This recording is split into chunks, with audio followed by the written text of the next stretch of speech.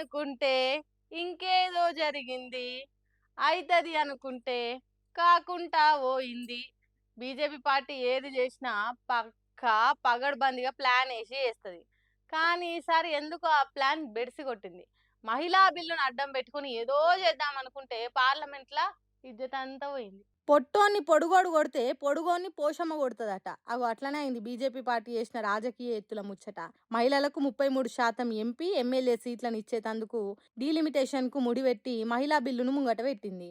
3 ఏండ్ల కిందనే మహిళా బిల్లు పార్లమెంట్‌ల పాస్ అయినప్పుడు స్వీట్లు వంచిండ్రు. మోడీ ఫోటోలకు పాలాభిషేకాలు చేసిండ్రు. మరి ఆ బిల్లు గురించి పార్లమెంట్‌ల ఎందుకు చర్చలు చేసిండ్రు అంటే ఇప్పటికిప్పుడు మహిళా రిజర్వేషన్లు అమలు చేస్తే మొగోళ్ళ సీట్లకు ఎసరొస్తది. వాళ్ళు పార్లమెంటుకు పోకుంట అయితది కాబట్టి.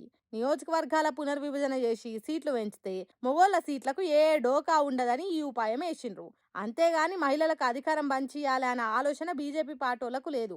ఒకగాలు ఉంటే 3 ఏండ్ల కింద పాస్ అయిన మహిళా బిల్లును ఇప్పటికీ అమలు చేసేటోళ్ళు. అంతేకాదు దక్షిణ భారతదేశానికి సీట్లు తగ్గుడు, ఉత్తర భారతదేశ రాష్ట్రాలకు దక్షిణాది రాష్ట్రాలకు సీట్ల తేడా వెరుగుడుకు చాలా మంది అడ్డం పడతారు కాబట్టి మహిళా రిజర్వేషన్ల బిల్లును ముంగట పెట్టిండ్రు. ఆ రెండు ముచ్చట్లే కాదు, ఇప్పుడు తమిళనాడు, పశ్చిమ బెంగాల్ రాష్ట్రాలకు ఎన్నికలు జరుగుతున్నాయి కాబట్టి మహిళా రిజర్వేషన్ల పేరుతోని బిల్లు పెడితే అది ఓడిపోతుందని బీజేపీ పార్టీలకు తెలుసు. అయినా ఎందుకు పెట్టింది అంటే ప్రతిపక్షాలు మహిళా రిజర్వేషన్ల అమలు బిల్లును వద్దన్నారని బద్నామేద్దామని చూసిర్రు.